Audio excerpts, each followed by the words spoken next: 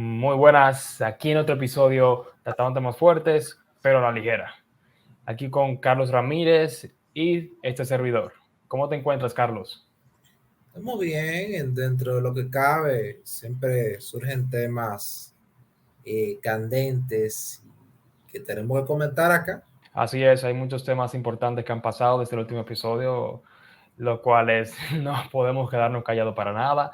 En las redes República Libre ha dicho cosas, pero aquí vamos a traérselas de la manera más llana posible o aplatanado como el buen dominicano.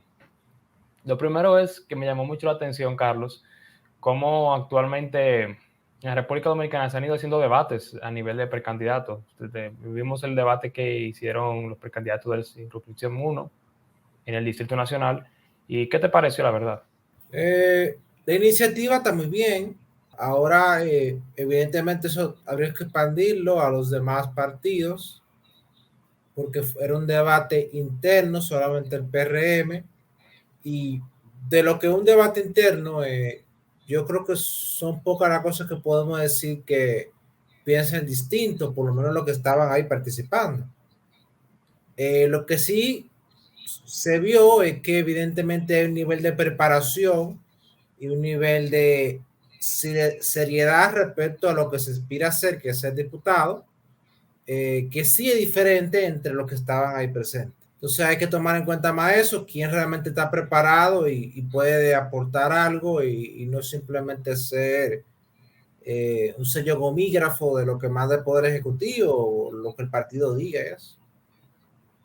Sí, eso es muy importante, y más que pasamos por momentos en la democracia dominicana en los que hemos tenido congresistas los cuales simplemente son un altavoz de lo que digan en el Palacio.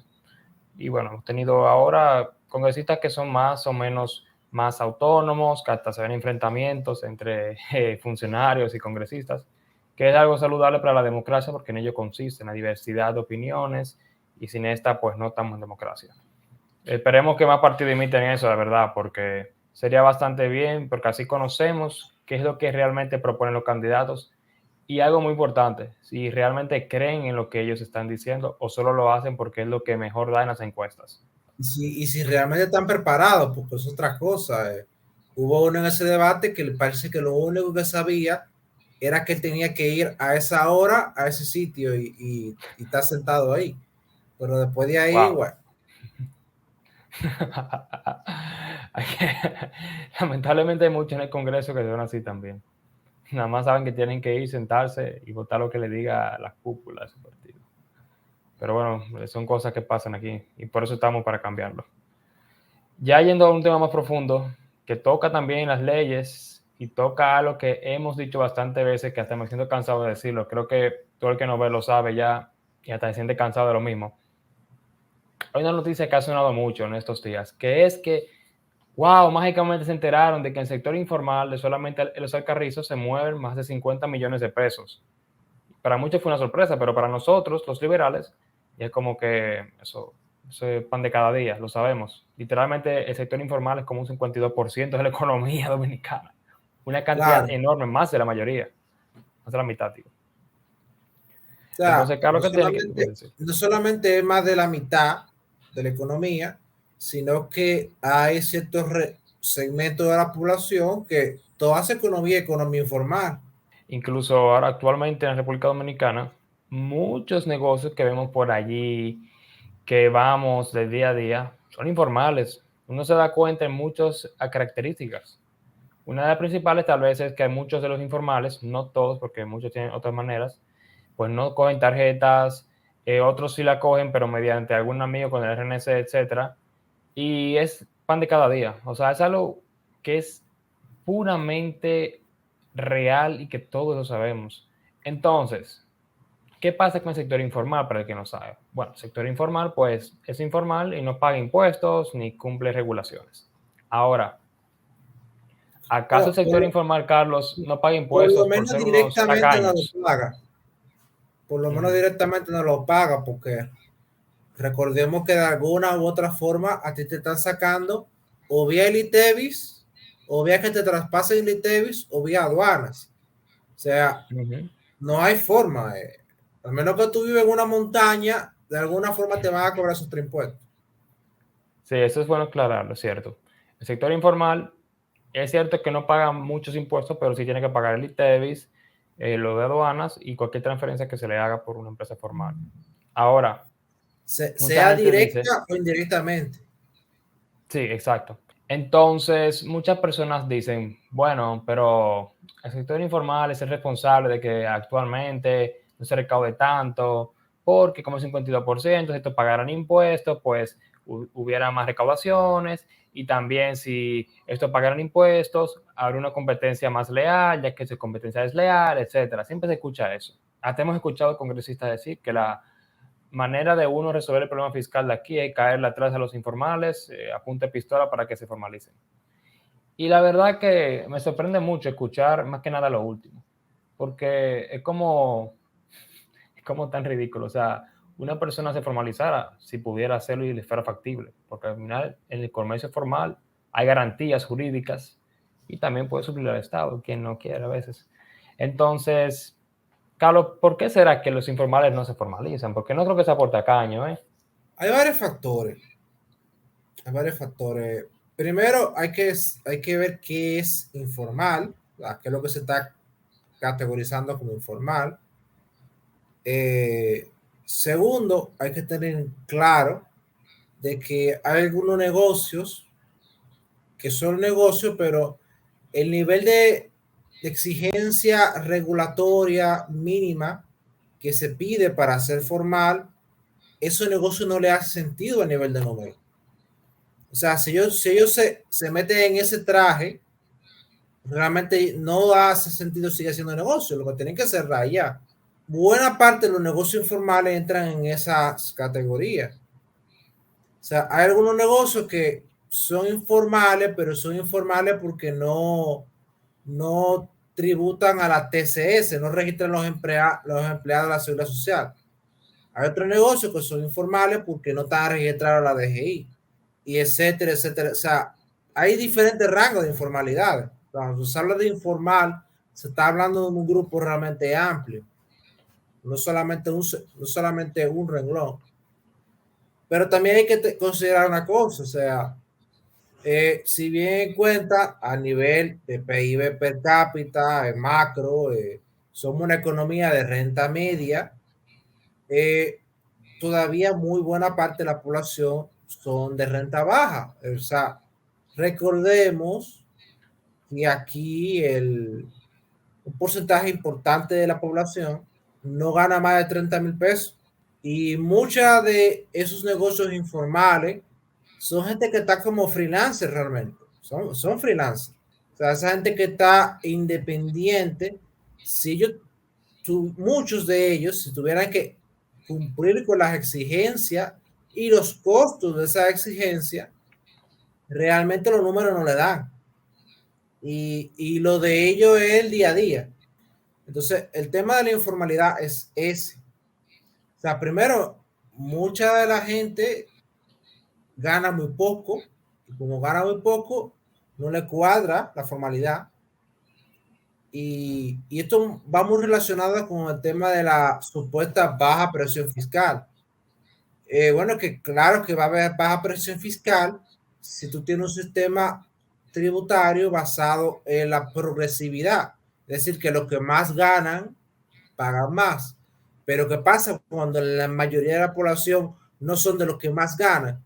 Que lo que tú recaudas es, tú le sacas mucho a la poca gente que tiene un salario más o menos. Entonces, ahí tú tienes dos detalles. Primero, tú tienes un sinnúmero de gente que no que está abstraído de la realidad económica del país porque no está pagando impuestos de una forma u otra. Y tú tienes gente que está ahorcado por los excesivos impuestos que le están poniendo. O sea, porque recordemos, y esto mucha gente no lo sabe, y no lo sabe justamente porque no están pagando impuestos.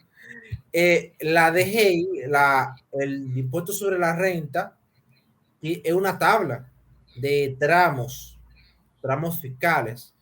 Entonces, el primer tramo, tú tienes que ganar como casi 40,000 pesos para tú tributar. Entonces, ¿qué porcentaje de los asalariados de República Dominicana gana más de 40,000 pesos? Son muy pocos. Entonces, evidentemente, eso, más la cantidad de empresas que son realmente gente que está independiente y algunas empresas que realmente si tú le exiges la formalidad, los números no le cuadran, tú tienes entonces la explicación de por qué el 50 y pico del por ciento de la economía es informal.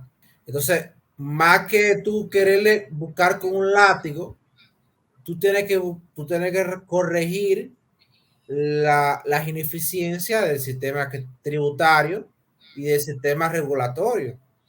O sea, tú tienes que hacer que para un bachiller que apenas sepa leer y escribir, sea fácil registrar su empresa y que eso sea barato hacerlo y que sea rápido hacerlo. No que tú tengas que contratar a un abogado, que es un costo adicional que no todo el mundo puede incurrir en eso.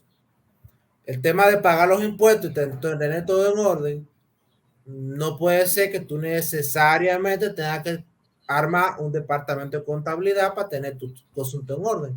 No todas las empresas pueden hacer eso. Igualmente, o sea, el tema de la gente que está free, que está independiente, tú tienes que tener un sistema ágil, un sistema que sea fácil de implementar y también un sistema que sea favorable para ellos, porque vamos a ser claros, o sea, nadie quiere que lo cobren impuestos para no ver para nada para atrás. O sea, eso tiene que estar acompañado por alguna forma de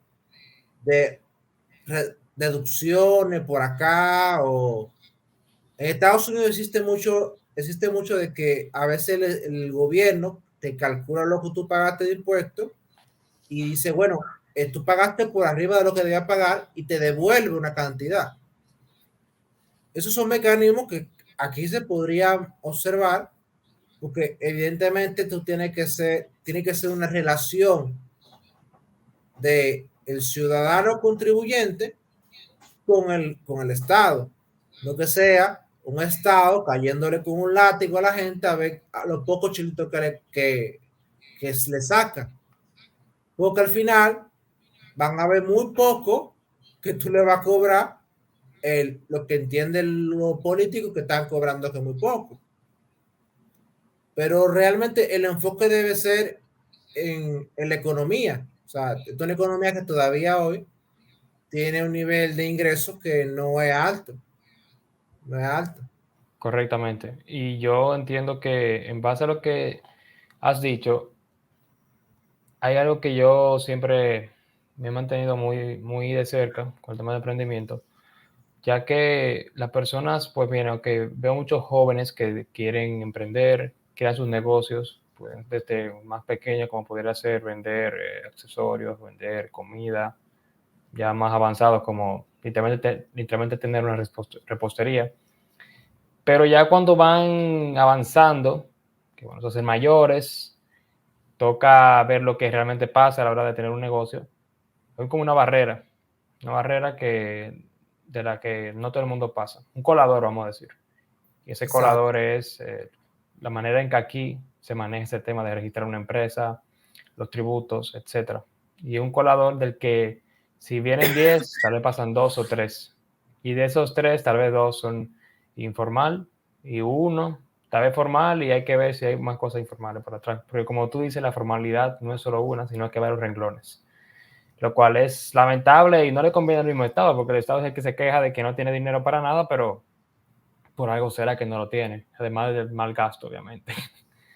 Pero Claro. bueno, son cosas que ya tenemos bastante contenido en República Libre. Y hablando de eso, alguien que habló bastante de ese tema, recuerda Carlos, fue Yacel Román en nuestro último diálogo libre, donde recomendamos a las personas ir para que vean el contenido, ya que Yacel Román va a ser precandidato, bueno, va a ser candidato a diputado, confiamos en ello, por la circunscripción 1 del Distrito Nacional. Sí, muy, muy interesante el diálogo libre con Jazz. Así que les recomendamos que vayan después de ver este podcast y así puedan disfrutar ese diálogo libre. Ya yéndonos a un tema más relacionado a nuestros amigos políticos, los cuales nunca pueden faltar en este podcast, Hay un comentario que me llamó mucho la atención, que fue de Farideh Raful, la senadora del Distrito Nacional, en la que ella ¿Qué dijo? hablaba de que, ¿qué dijo Farideh? ¿Qué no ha dicho Farideh? Pero esta vez dijo algo que me llamó mucho la atención. Esto que me llamó mucho la atención fue sobre que ella mencionaba de que le ha salido caro hablar y opinar en política y que mejor sale hablar poco, tanto a nivel interno como externo. Eso me llama mucho la atención, Carlos. Dime tú, que tú ibas allá en el DN. ¿Qué está pasando? Bueno, ella está diciendo un secreto a voces de la política dominicana. O sea, buena parte de la política dominicana se hace a puertas cerradas y se hace en un sentido de tú eres de lo mío o no eres de lo mío, qué interés tú estás respondiendo o no, y no tanto por lo que se entiende como política activa, de tomar posiciones, de decir cosas, de proponer. Lamentablemente, la política real no es así. No, lamentablemente no es así. Y eso es lo que está diciendo Farideh. O sea, la gente que se queda callada son los que están simplemente pendientes de la política real, que reunirse con fulano, puerta cerrada, y conseguir algún favor y algún acuerdo y que tú me apoyas mi campaña. Entonces eso es lo que está diciendo ella, de que mira, yo no hago la política tanto así, sino lo hago de cara a la gente y que por eso lo que hacen política de la otra forma, entonces no le gusta lo que yo hago. Es una crítica muy válida de un mal que es sistémico en la política dominicana. O sea, recordemos que ahora hay varios partidos que en vez de hacer primarias abiertas y que se vote por sus candidatos, están haciendo de que encuestas. Una encuesta que yo nunca las veo cuando las hacen. Nunca las veo. Solamente Eh, yo la ven, ni me llaman. yo estaba bromeando con unos amigos de que, bueno, ahora somos una encuestocracia. Una encuestocracia, así es. Luego vamos a elegir los Ya, diputados y los presidentes con encuestas. qué es lo próximo de cerrar la Junta Central Electoral y que sea la Gallup que decida quién es el presidente? Eso será lo próximo, No, no sé, porque bueno, ya con si la ya los primaria lo están candidatos lo haciendo. elegimos, si ya los que van a ser candidatos son por encuesta, ya que quien gane sea por encuesta también, ya para completar el muñeco. ¿Verdad? O sea, O ya los sea, precandidatos no es por primaria. ese nivel de absurdo que están llegando a nuestros políticos. Pasamos Que, de 2019. Ah, bueno, dale, continúa. que por cierto, esas encuestas es un mecanismo de que de aquí a allá yo arreglo el número y pongo el que es favorable a mi sector. No hagamos los tontos. O sea, no es que ellos contratan a la Gallup para sacar un método muestral muy serio para ver quién tiene mayores posibilidades para que el partido pueda obtener su curule. No nos hagamos los tontos, que no es eso. En México Para nada. recientemente, en México y recientemente aplicaron ese modelo de hacer encuestas y justamente la que se sospechaba que ya el presidente había escogido como sucesora. Oh, sorpresa, esa es la que salió ganadora de las encuestas. Así es. No O quisieron sea, irse a la primaria interna con Marcelo Ebrard. exacto, incluso Marcelo está, bueno, para los que no saben de la política mexicana, el partido Morena, que es el partido de gobierno, el señor Marcelo Ebrard estaba compitiendo contra la señora Claudia Sheinbaum, y bueno, estaba compitiendo por encuestas. El tema es que el conteo de las encuestas no le dio favorable a él, sino que le dio favorable al candidato, a la candidata, que la gente sospechaba que ya hablo desde el momento uno había decidido que iba a ser su sucesora. Qué coincidencia que las encuestas dieron justamente así. Entonces, Así es. Marcelo, no digo yo que esté molesto de que realmente Claro. perdió, perdió tiempo y dinero en un proceso que posiblemente esté viciado. Entonces, miren esto que pasó en México y, y miren lo que está pasando acá. O sea, varios partidos hacen encuestas. Encuestas. Entonces, ¿quién verifica, quién fiscaliza esa encuesta? Nadie. Y Pero la claro, publican. hay otros partidos que también hay que mencionar que tienen un método eh, más interesante y es que simplemente dedocracia. Ah, sí, sí. Dedocracia. Este es el que vaya. No hay, El no hay ni método del dedo. primaria, ni hay encuesta, ni hay dedocracia. Ese, ese, Porque ese ya es el último nivel. o sea, hay un candidato a alcalde de un partido de oposición en Santo Domingo Oeste, en Santo Domingo Este, que incluso tiene un expediente de que tiene relación con una menor. ¿Y quién decidió en ese partido que él fuera el candidato? Nadie sabe. Ah, pero ese es el que va. Así es. Así que funciona. Así funcionan. Y hay Entonces, algo que me... al A ver. final, al final, ¿cuál es la calidad de la democracia que tenemos nosotros? ¿Y cuál es la calidad de esa democracia? ¿Qué, qué calidad puede tener las instituciones que salgan de esa democracia? Es una cosa que hay que preguntarse. Bueno, nada más que ver lo que tenemos hasta ahora. Solo hay que ver eso. Y ya. A mí lo que me llama la atención con todo esto es que está la evidencia, como el caso de Marcelo Ebrard allá en México, y la gente como que no se da cuenta de eso. O sea, la gente anda normal viendo cómo partidos políticos eligen candidatos de una manera un poquito extraña a nivel interno, y luego esperan que entonces hagan cosas como debe de ser a nivel ya público con todos los dominicanos. Claro. Y no es la primera vez. O sea, sabemos de muchos casos, No por se le ejemplo, puede pedir peras al olmo. no, incluso con el extinto Partido Reformista, bueno, extinto no, pero extinto en lo que llegó a ser, pues pasaba así, era lo que Balaguer decía, y al final cuando Balaguer muere, ¿qué pasa? Quedan dirigentes, pero la manera en que se está manejando todo, no había un respeto mutuo, y el partido se destruye.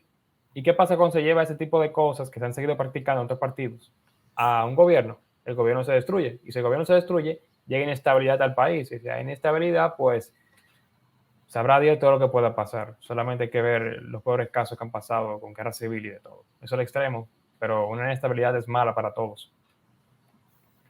Entonces, es un caso que ni siquiera es algo que es por ley ni nada, es cuestión de moral, cuestión de lo que uno como ser humano haga y nos toca a los ciudadanos pues levantarnos y decir, hey, así no nos gusta y si lo siguen haciendo pues simplemente pues nos vamos con un partido que lo haga de manera distinta.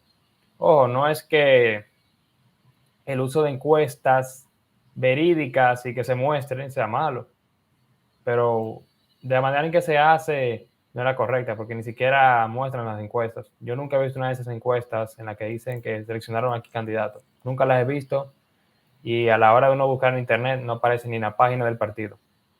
Esa encuesta nada más la tiene el partido y no sé quién más. No sé quién más. Exacto. Pero bueno, lamentablemente. Ahora, ya que estamos hablando de México, Carlos, es bueno irse un poco el contexto internacional, porque tenemos muchos seguidores en Instagram que vienen de otros países y también muchos dominicanos que nos interesa la situación internacional, en especial a ti que te encanta ese tema internacional. Y en uno de los países de Latinoamérica más sonado últimamente, y no tal vez de la mejor manera, superando a Venezuela en la manera en que se menciona acerca de la inflación, tenemos Argentina, con dos cuestiones interesantes. Y la primera vamos a empezar con la más pequeña, que ha sido sobre el candidato Milei y lo que recientemente ha publicado The Economist, el cual es un tema algo delicado, que es respecto a ciertos comentarios que se hicieron ahí, ya que se cuestiona algo que es obviamente entendible cuestionar, y es sobre el tema del consenso que pueda hacer Milei como presidente. Y que en el caso de que la oposición no quiera ejecutar propuestas, ¿qué haría Milei? No nos toca predecir lo que él hará, pero sí hablar de lo debido y lo legal y lo que haría alguien en una democracia. Todos sabemos cuál es, Carlos, ¿cierto? Argentina tiene los referéndums. Y con los referéndums, pues, se puede dar peso a leyes. No son vinculantes, pero eso permite a que, por ejemplo, con un referéndum no vinculante, una persona puede decir, bueno, vamos a medir con la población esta medida. ¿Qué opinan? Si aceptan o no aceptan, no va a pasar nada. Simplemente va a haber un dato, una estadística que va a apoyar dicha propuesta. Los vinculantes, pues no, los vinculantes son que si se acepta o no, pues puede pasar o no esa propuesta. En Argentina, si no me equivoco, para pasar los vinculantes hay que pasarlo por el Congreso. Entonces, eso se descarta. Lo ideal, como liberales, que se debe hacer en caso de que un Congreso no te quiera apoyar una propuesta, y es una propuesta liberal de verdad bien, pues eso es ejecutarla un referéndum no vinculante, entonces, en ese contexto. Y en ese caso, pues si la población te apoya, esto le dará peso a la ley y de esa manera, pues, presionará de cierta manera a los congresistas, ya que habrá un peso popular sobre la ley. Ahora, en el caso de ese referéndum, pues salir negativo, como que no te apoyan la ley, la persona tampoco, ahí entra el tema que entiendo yo que The Economist vio, como que, ok, pero entonces el candidato ahí, ¿qué haría? Porque él dice que no va a ser consenso. ¿Va a querer por la fuerza hacer la ley o respetar las instituciones democráticas? Que yo entiendo que ese tal vez es el cuestionamiento profundo que hace The Economist. ¿Qué tú entiendes de eso, Carlos? Bueno, ahí hay un tema, evidentemente, de los pesos y contrapesos en un Estado de derecho. Eh, hay que tomar muy en cuenta el orden de las cosas.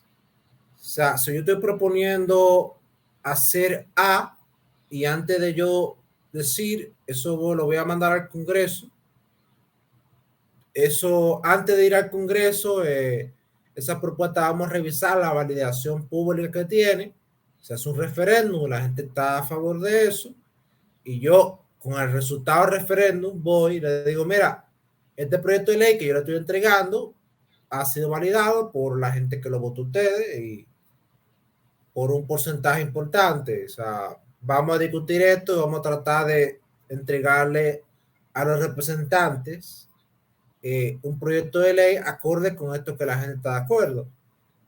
Si es así, no hay mayores problemas y es algo incluso saludable. Aunque por lo menos desde el liberalismo, la idea de los referéndums debe ser más como hacen en Suiza, que en Suiza la sociedad civil recauda firmas para una propuesta, un proyecto. Entonces, de esas firmas, entonces, luego de que las recaudan, se valida que los referéndums que ellos hacen, que son periódicos, o sea, Suiza no hace un referéndum al año, hace varios referéndums al año, porque en cada referéndum se toman diferentes votaciones. No se hace una sola votación, se votan diferentes cosas. Entonces, en ese esquema, los referéndums, incluso más o menos vinculantes, son una herramienta perfectamente, incluso un mecanismo liberal de contrapeso político, porque si el Congreso pasa una ley que a la gente no le gusta, la gente puede reunir firmas y llevar al referéndum la derogación de esa ley. Entonces, ahí el referéndum es un contrapeso al poder político. Y está perfectamente dentro de lo del marco liberal. Ahora, lo que yo entiendo que quizá la preocupación conceptual del término de los referéndums es que, por ejemplo, tenemos el caso de El Salvador, de un presidente que dice que tiene una popularidad altísima y el Congreso no lo apoyaba en los proyectos y él agarró y entró con los militares al Congreso para que le aprobaran la cosa.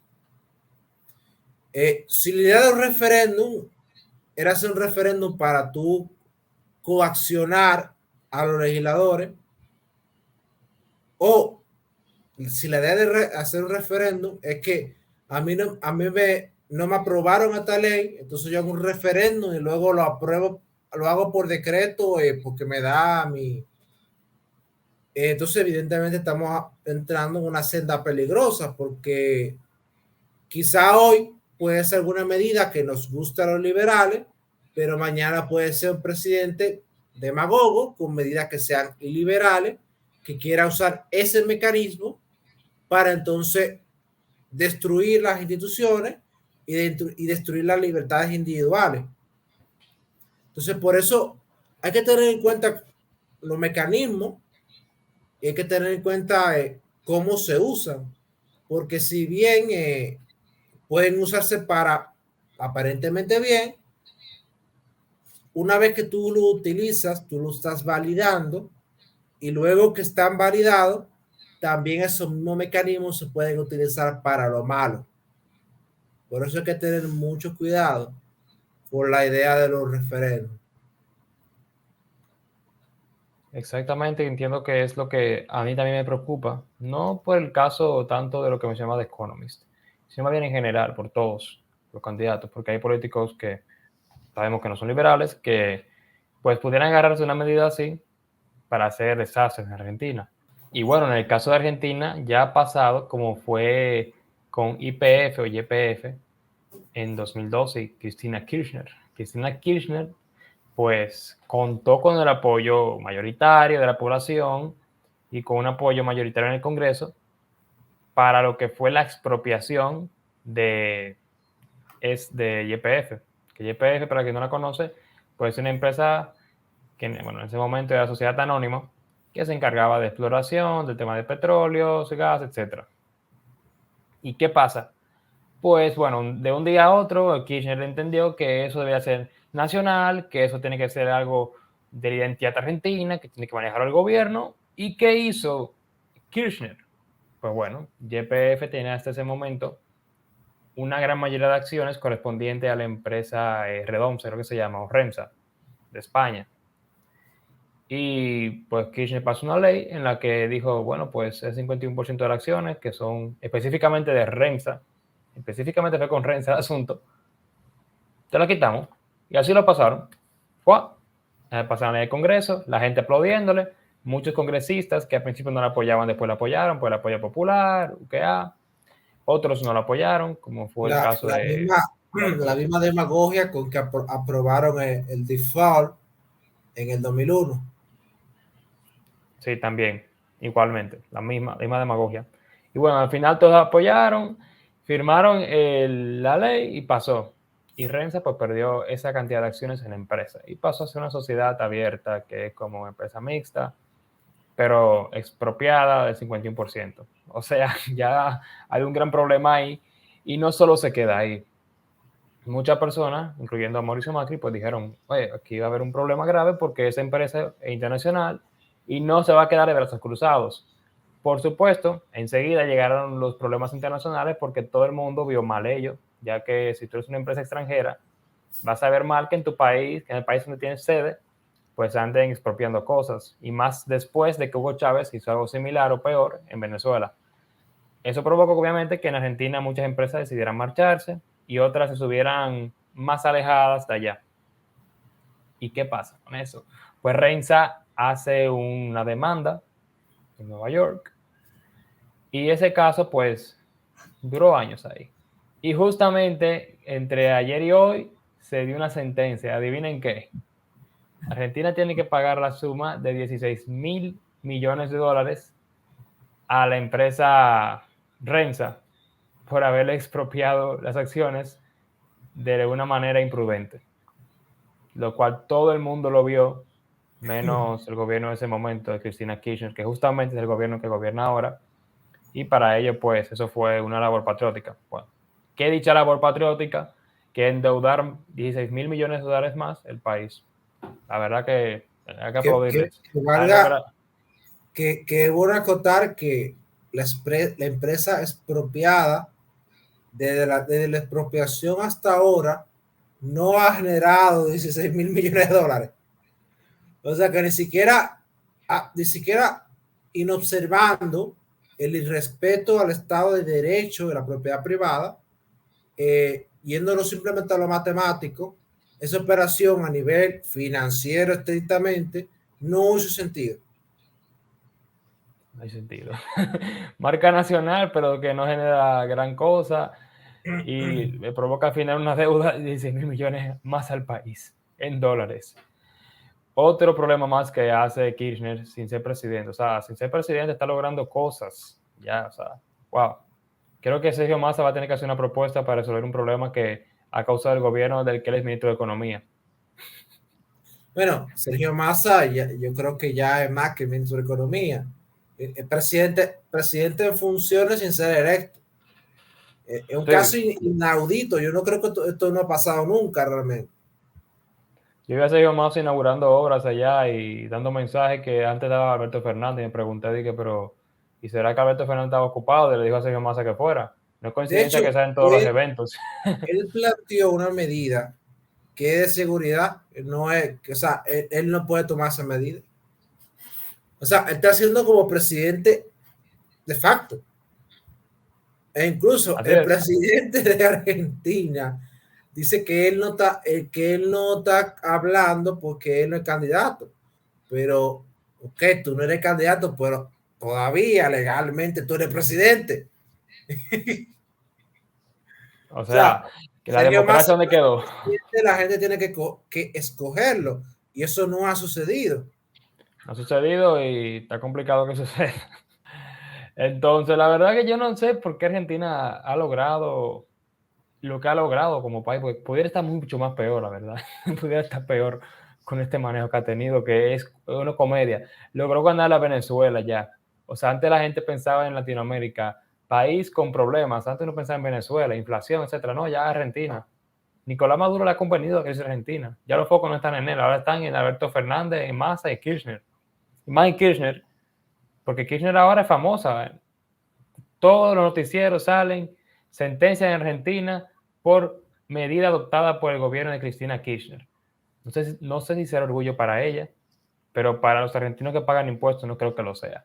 Y creo que le da un motivo más para no votar por su candidato oficialista. Pero bueno, Claro. ojalá que aquí en República Que por Dominicana nunca llegue. cierto, la, la posibilidad o sea, Sergio Massa es ministro de Economía en una economía que está en crisis con inflación de 3 dígitos. Y Yo no superdeuda. sé yo no sé cuándo alguien en democracia, ha logrado reelegirse en esas condiciones. O sea, en un Imposible. gobierno normal, democrático, un ministro de Economía que permite que la inflación pase a 3 dígitos, lo despiden. En Argentina no, Argentina lo convierte en candidato presidencial y presidente de facto. Inaudito. Eso parece surrealista. Me lo dicen y creo que en la literatura. De verdad, no lo entiendo. No cabe. Y por eso lo menciono, ya que me preocupa que aquí en República Dominicana veo candidatos y personas que salen hablando de que hay que nacionalizar X sector, que hay que nacionalizar, por ejemplo, las AFP y cosas así. Yo me pregunto, pero tú estás seguro de lo que tú estás diciendo. Tú has visto lo que pasa en otros países, ¿cierto? O tú has visto las empresas públicas de aquí, cómo quedaron en el 2000 y cómo siguen las que están hasta ahora.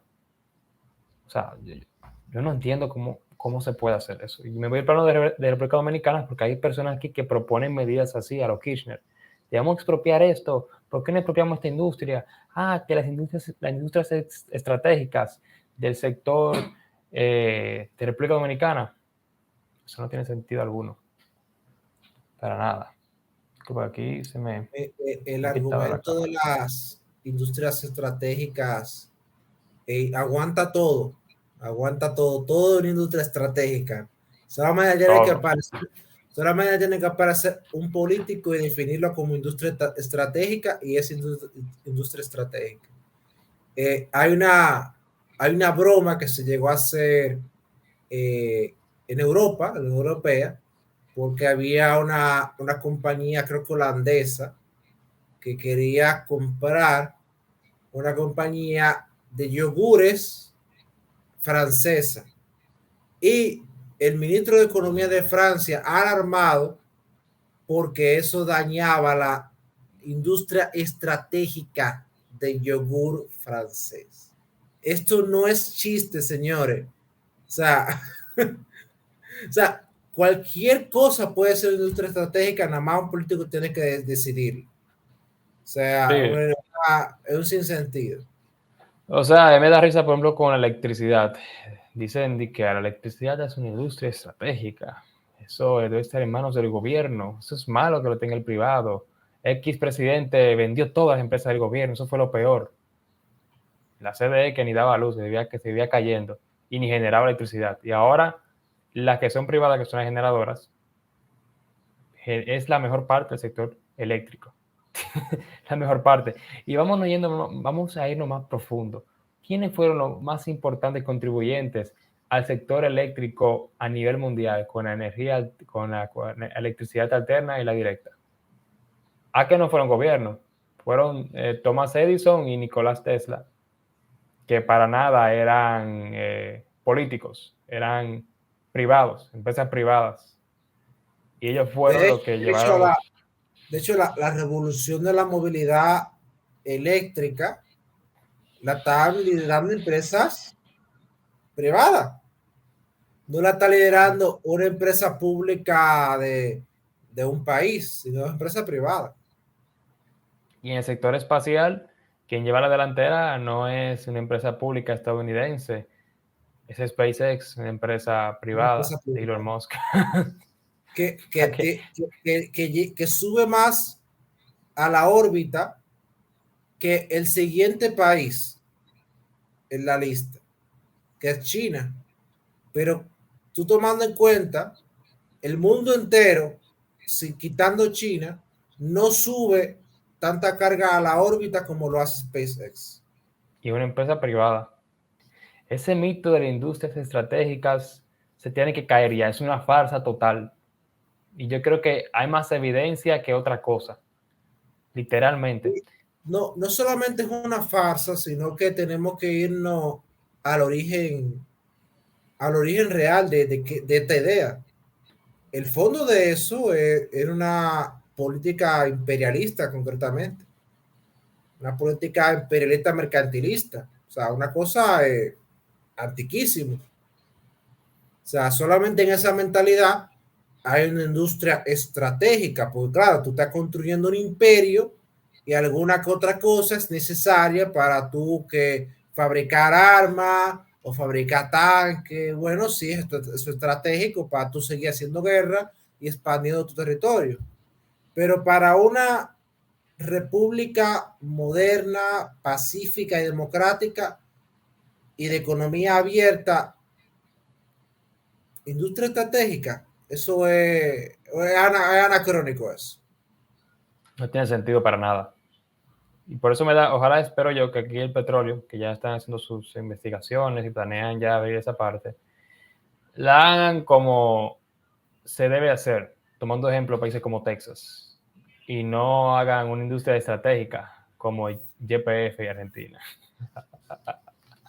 Bueno, y que si lo hacen bien, también que no aparezca un creativo a expropiarla luego, que también se Sí, la que Bolivia se va a quedar sin gas pronto, y eran los que más producían gas, pero bueno, la industria estratégica funcionó tanto que se van a quedar sin gas ya, lo anunció el mismo presidente. O sea, si tú le dejas a los burócratas administrar la arena del Sahara, se queda sin arena del Sahara.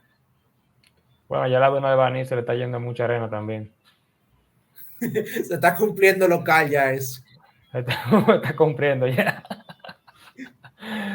Pero bueno, Carlos, ha sido un gusto este episodio del podcast. Y nada, ¿tienes algo que decir antes de finalizar sobre todo lo que hemos hablado aquí acerca de nuestros hermosos políticos? Bueno, vamos a ver los debates que vienen por ahí y hay que República Libre le va a estar dando seguimiento a tanto los debates como a la propuesta de los tres principales partidos. Alguna gente dirá, ¿y por qué los demás partidos no? Bueno, los demás partidos, la probabilidad de eso es 1 en 1 millón, que realmente la gente se levante y vaya a votar por ellos, pero, o sea, seamos más o menos realistas. Además, Realista, el tiempo es limitado y no podemos estar analizando tantas propuestas. Vienen un par de cosas interesantes las próximas semanas de parte de República Libre. Ten atentos. Ten atentos, mi gente, vienen cosas interesantes. Y también recuerden que pueden seguir nuestras redes sociales. Tenemos Instagram, TikTok, YouTube. Y tenemos también un grupo de WhatsApp para simpatizantes, los cuales no son miembros, pero simpatizan con el movimiento. O sea que ahí no hay ningún vínculo ni nada de partido. Así que ya saben, nos vemos pronto en otro episodio de La Ligera. Así que nos vemos. Y recuerden, tenemos Patreon. Sí, tenemos Patreon. Así que vayan a Patreon, pueden ir a donar. $1 es un aporte importante. De $1 hasta lo que ustedes quieran. Así que vayan para Patreon. También tendrán acceso exclusivo a muchas cosas que vienen por ahí. Así que prepárense que venimos bastante fuertes en República Libre y en el 2024 con más fuerza.